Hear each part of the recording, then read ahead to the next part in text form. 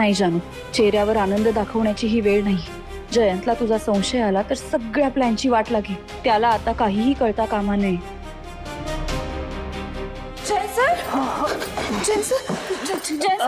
काय झालं? खूप लागलं का हो तुम्हाला? I am so sorry Jayant sir. नाही काय ना, सगळी चूक माझीच आहे. माझ्याचमुळे झालंय हे सगळं. मीच तुमच्याकडे असं हट्ट नव्हता करायला पाहिजे की पुढचं सरप्राईज काय ते मला सांगा. हे सगळं ना माझ्यामुळेच झालंय. इट्स ओके जानू, बघ यात तुझी काही चूक नाही. आय डोंट नो मी इथे कसं काय पडलो. मे बी कशात तरी पाय अडकला असेल. पण ओके, तू काळजी करू नकोस प्लीज. तू स्वतःला ब्लेम करू नकोस. मी कशाला स्वतःला ब्लेम करू? उलट तुला लागलंय, तुला त्रास होतोय हे बघून तर मी पार्टी करायला हवी. सर खूप दुखतंय का हो तुम्हाला? सांगा ना, खूप त्रास होतोय का? ते हातावर पडल्यामुळे हात खूप दुखतोय. मला प्लीज उठायला हेल्प कर ना. या सावकाश, उठा उठा. सावकाश ना, या इथून या. सावकाश. चला या. बसा इथे बसा.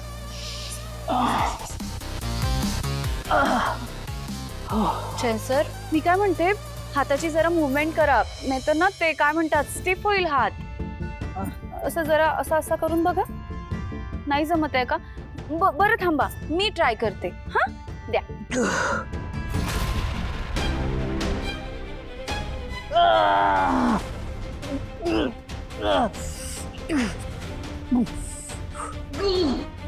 अरे बापरे sir, I am so sorry. I am so sorry. I am so sorry.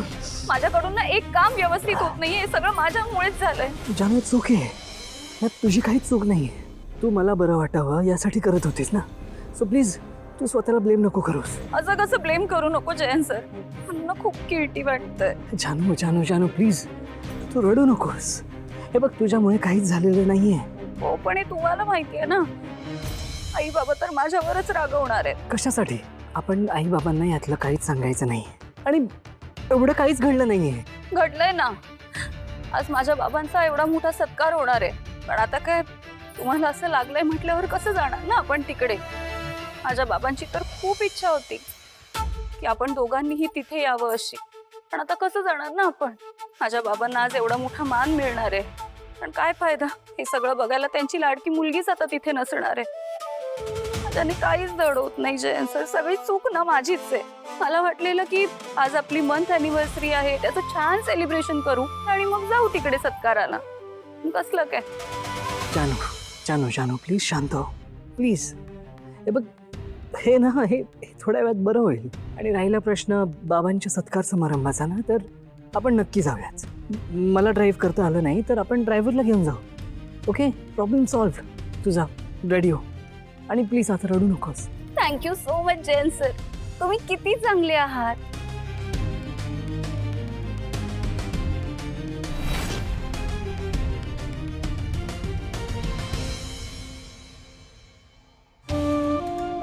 बरं वाटतंय आता? अहो मला असं का झालं मला काही कळलंच नाही हो. म्हणजे मी शांत झोपले होते, अचानक असं डोळ्यासमोर काहीतरी दिसायला लागलं आणि मला खूप अस्वस्थ वाटायला लागलं. मला माहिती आहे भावना, तू अजूनही त्या हेलिकॉप्टरच्या क्रॅशचाच विचार करतेस. पण असं स्वतःला त्रास करून घेऊन काय होणार आहे. आणि आपलं ठरलंय ना की कुठलाही नेगेटिव्ह विचार डोक्यात आणायचा नाही. सिद्धिराज, तुम्ही माझ्या बरोबर असलात ना की मला कसलीच भीती नाही वाटत. मी इथेच आहे तुझ्याजवळ आयुष्यभर.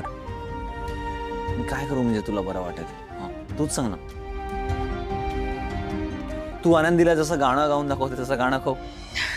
काय तुम्ही गाणं म्हणणार?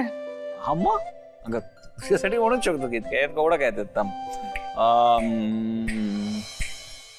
मला वेड लागले प्रेमाचे, मला वेड लागले प्रेमाचे, प्रेमाचे. अरे यार, अरे हसतेस काय तू? काय हो यार.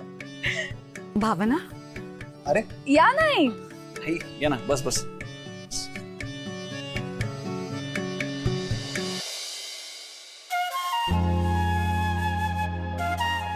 कसं वाटतंय?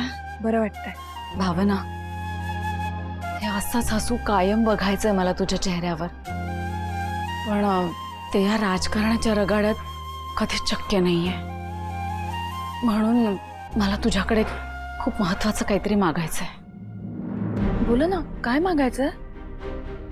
नाही आई, ते शक्य नाही.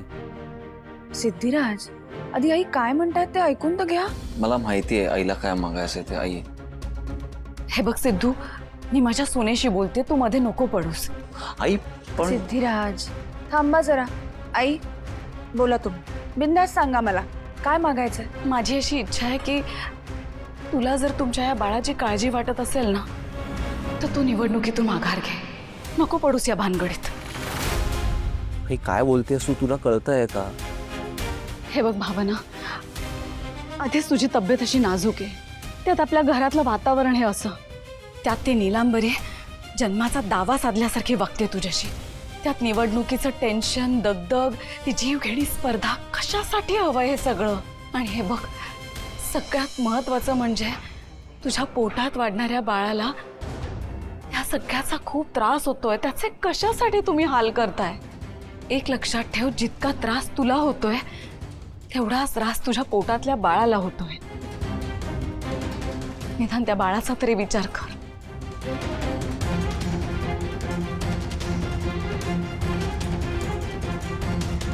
आई मला माफ करा, पण मला तुमची काळजी कळते. पण सिद्धिराजनी त्या दिवशी खूप विश्वासाने माझं नाव घोषित केलं आणि मला तो विश्वास खरा ठरवायचा आहे. आई, मलाही लोकांसाठी काम करणं, त्यांच्या उपयोगी पडणं खरंच खूप आवडतंय हो.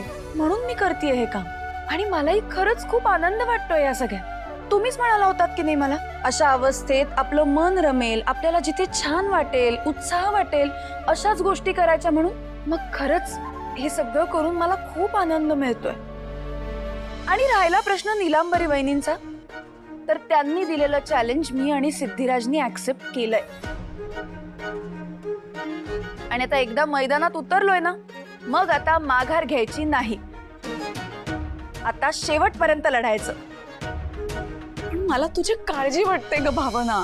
आई, भावनाची काळजी घ्यायला मी आहे ना. विश्वास ठेव माझ्यावरती. तुझ्या सुनेला आणि आमच्या बाळाला मी काहीही होऊ देणार नाही.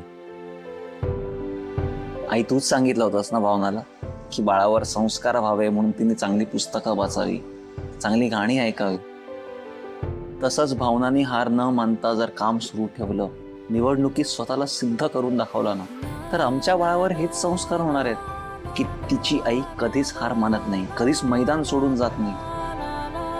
आपली हे फायटर आहे. या सगळ्यासाठी तरी तिला हे काम सुरू ठेवू दे असं मला वाटतंय. तुम्हाला का कळत नाहीये?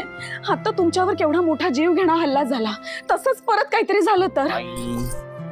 ऐक, असं काही होणार नाही. विश्वास ठेव ना माझ्यावरती प्लीज. मी, भावना आणि आमचं बाळ, आम्ही तिघही सुखरूप आहोत आणि यापुढे कायम असणार आहे. खरंच, फक्त विश्वास ठेवतो.